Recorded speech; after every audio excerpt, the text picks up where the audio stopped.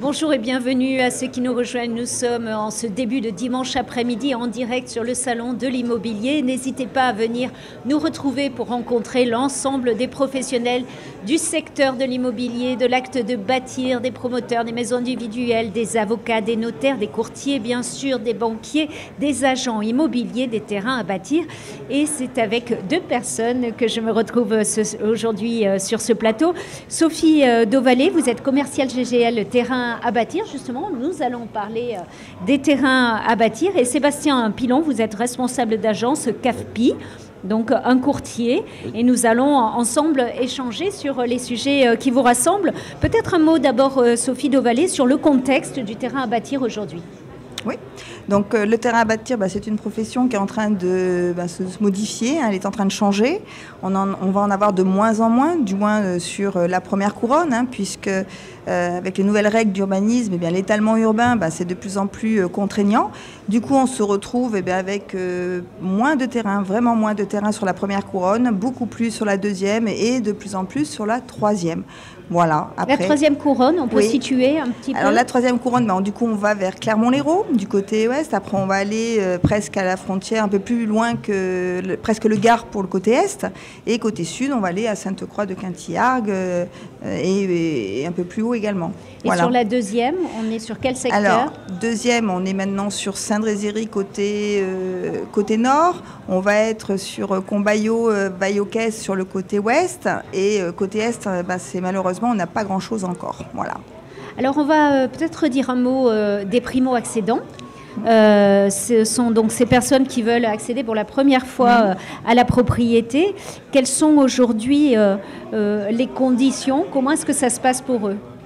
Alors, avant, on avait un petit peu des programmes pour eux, les primo-accédants. Ils avaient la possibilité d'acheter encore chez nous des petits terrains et avec des projets qui étaient déjà tout faits, enfin des projets qui étaient bien pour eux.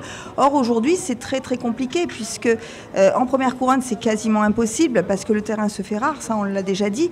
Et du coup, deuxième, troisième, c'est encore plus difficile. Bon, voilà, on a des terrains qui sont encore très chers. La rareté, toujours le problème de la rareté. Alors, on les dirige un peu plus vers la troisième couronne. Là, du coup, on les envoie vers Clermont-Lérault, un petit vers Pollan, vers cette zone qui suit l'autoroute A75 et on les dirige un peu vers là. Alors pour ces primo-accédants, encore plus que pour les autres, vous avez besoin justement du travail des courtiers. Expliquez-nous pourquoi vous avez besoin d'eux, puis après je vais me tourner vers eux. Parce que le primo-accédant, il n'a pas un budget extensible déjà. Donc il y a déjà, il faut 2 CDI, c'est pas toujours le cas, ils sont souvent très jeunes, ils n'ont jamais accédé à la propriété, voilà. Et donc c'est vrai que nous, le terrain à bâtir, c'est pas que le terrain, on n'achète pas que le terrain. Il y a un projet maison derrière que l'on ne connaît pas, le prix on ne le connaît pas, mais on fonctionne avec un budget global. Donc on a besoin vraiment du travail du courtier pour qu'il nous fasse ce budget global et la zone, tout ce qui va avec. Voilà, donc là je laisse Sébastien. Alors Sébastien, justement, sur ces primo-accédants, qu'est-ce qu'on peut dire? Est-ce qu'ils ont bien sûr une accession eux aussi possible encore à la propriété? Alors oui, c'est possible sous certaines conditions et je confirme ce que dit Sophie sur la difficulté de financer les primo-accédants par rapport au manque de disponibilité des terrains et par rapport au prix. Donc dans les projets qu'on finance, c'est vrai qu'ils reculent et on parle de zones pour les primo-accédants éligibles au prêt à taux zéro. Et effectivement, on n'en voit pas beaucoup sur les zones A, on est plutôt sur des zones B2 et C, sur les zones indiquées par Sophie, Clermont-Lérault, Castries.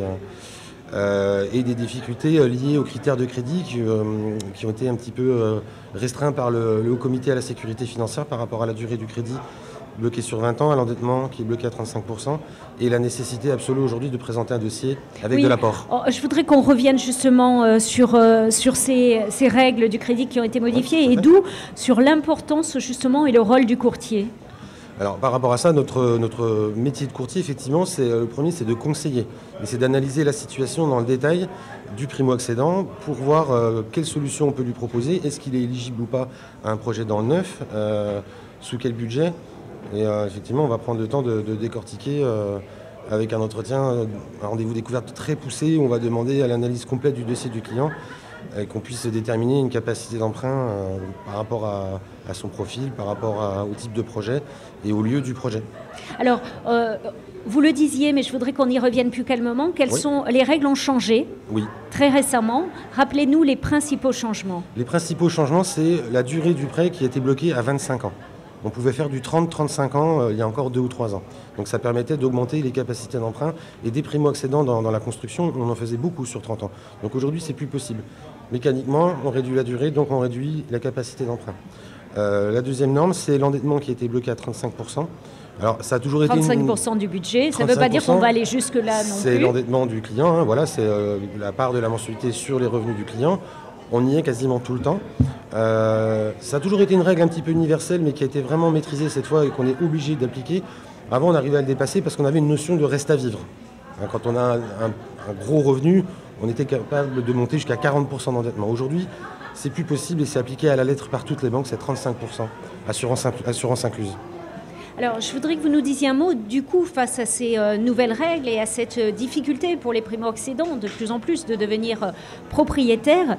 Quelle est l'importance de l'apport? Il était peut-être moins indispensable avant et aujourd'hui, ça va être réellement un plus. Effectivement, c'est le sujet numéro 1 de cette année et même de l'année dernière, où on faisait du financement, ce qu'on appelle en 110%, financement total, sur du primo-accédant. C'était très accessible avant Covid, on va dire. Et aujourd'hui, c'est quasiment impossible. Donc les banquiers, nos partenaires bancaires nous demandent systématiquement d'avoir les frais de notaire et les frais de prêt en apport. Donc on a beaucoup de primo-accédants qui se retrouvent coincés par rapport à ça, parce que quand on a 25-30 ans, on n'a pas toujours 20 000 euros, 30 000 euros de côté. On voit beaucoup de jeunes couples qui se font aider par la famille pour aller chercher cet apport. Donc ça change la donne et forcément ça restreint un petit peu l'accès au crédit des primo-accédants. Enfin, nous, c'est ce qu'on constate dans la part de financement qu'on avait, c'était 50% les primo-accédants. Aujourd'hui, on est plus à 30%.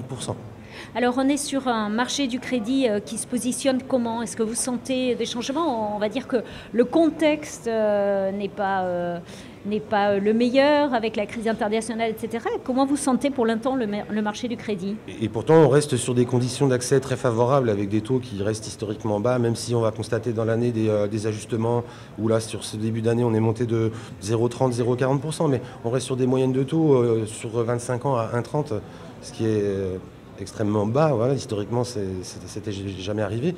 Donc on fait toujours beaucoup d'activités, il y a toujours beaucoup de crédits.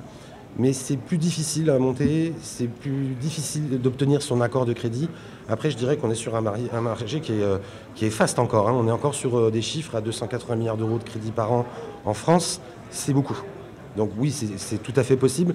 Ce qu'il faut, c'est dès le départ, c'est bien faire attention à calculer sa capacité d'emprunt et à ne pas se tromper sur le budget et sur son projet. Alors, Sophie, vous êtes venue sur le salon de l'immobilier donc avec des programmes à proposer. Je voudrais qu'on en dise quelques mots, les principaux programmes. Oui, alors GGL, on a cette chance, c'est que nous, on est vraiment le numéro 1 sur l'Hérault. Hein, donc, nous allons avoir à peu près 250 terrains à bâtir cette année.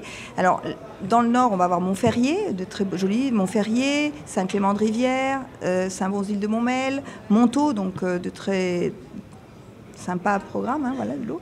Et puis après, on va côté est, on va avoir Combaillot, on va avoir du ouest, pardon. On va avoir du Combaillot, merci, pardon. Aspirant, on va avoir du Bayocès, on fait vraiment toute la 75. Là, on va avoir beaucoup de programmes. Alors ça, c'est vrai que du coup, j'espère qu'ils vont venir vous voir, nos primo-accédants, parce que c'est un petit peu pour eux, hein, parce que là, on va être sur entre 80, 100, 120 000 euros à peu près, hein, donc ce qu'on ne retrouve plus du tout autour de Montpellier. Hein. Première couronne, ça c'est impossible aujourd'hui. Hein. Et puis, on va avoir également...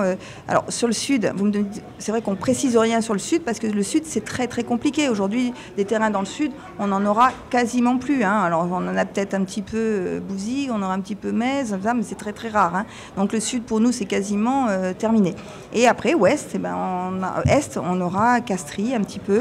Et l'année prochaine, ou dans 2 ans, on aura une très belle ZAC, hein, la ZAC de Vendargues, hein, qui, là, on aura du terrain à bâtir. Ce sera une ZAC où on aura encore du terrain à bâtir, parce qu'aujourd'hui, hélas, les différentes ZAC dont GGL va aménager, il n'y aura quasiment plus de terrain à bâtir. Beaucoup de collectifs, et là, ce n'est plus du tout notre métier. Voilà, donc ça va changer beaucoup, beaucoup dans les 2-3 prochaines années. Quel conseil on peut donner aux gens qui nous regardent, justement, primo-accédants, qui souhaiteraient devenir propriétaires? L'un, l'autre, des petits conseils. Première chose à faire. Alors, pour moi, c'est le courtier. On définit la capacité d'emprunt, voilà. C'est la priorité. Après, avoir les types de projets que les primo-accédants veulent. Et après Covid, on voit les clients qui veulent du terrain, ils veulent une terrasse, ils veulent un petit extérieur, un petit bout de jardin. Et c'est compliqué en fait avec les budgets parce qu'on est sur des prix au mètre carré très élevés par rapport aux revenus moyens d'un couple montpelliérain primo-accédant. Il y a un vrai décalage en fait. Donc c'est soit ils vont se tourner sur des programmes de l'AVEFA sur Montpellier, intramuros, soit effectivement, il y a 10 ans, on finançait énormément de construction de Saint-Jean-de-Védas, Latte, etc. Aujourd'hui, ça n'existe plus, ça. Donc, ils reculent à 30-40 km. Et c'est un projet de vie global, donc il faut qu'ils analysent combien de temps ils vont mettre pour aller au travail, le coût des trajets, et ainsi de suite, et ainsi de suite. Donc, ça donc première chose, établir, voilà. Première réflexion, établir le budget et voir si ça va nous permettre de faire quelque chose. Ensuite, on vient vous voir. Et oui, alors ils viennent nous voir. Nous, maintenant, on a la capacité d'emprunt de notre primo. Eh bien, on va essayer de l'encourager à aller au plus loin, puisque de toute façon, c'est vrai qu'on ne peut pas. Les budgets ne sont pas extensibles, quoi qu'il arrive. Donc, s'il a un budget de 250, 300 000 euros, eh bien, on va l'envoyer un petit peu loin. On va l'emmener loin avec nous. Hein.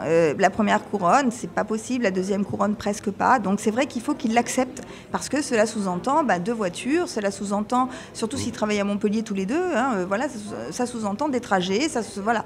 Et ça, il faut vraiment qu'ils l'acceptent. Maintenant, il y en a beaucoup quand même qui le veulent, parce que la maison reste quand même la maison. Hein. C'est un projet de vie. Ils vont pouvoir peut-être faire la piscine un jour, ou au moins, voilà. C'est tout ça, hein, la maison. C'est ça la maison. C'est pas l'appartement. Hein. Donc c'est les enfants qui courent. C'est toute cette idée aussi du terrain à bâtir. Voilà. Merci beaucoup à tous les deux. Merci. Voilà, on espère vous avoir donné en tout cas quelques conseils, quelques pistes de réflexion si vous êtes primo-accédant et vous souhaitez devenir propriétaire. Donc n'hésitez pas, rapprochez-vous des courtiers pour établir votre budget et ensuite allez voir du coup comme GGL les terrains à bâtir pour voir quelles seraient les possibilités de réaliser votre rêve. Merci beaucoup, passez une bonne fin de journée et surtout venez nous voir sur le salon de l'immobilier. Merci, au revoir. Bonne journée.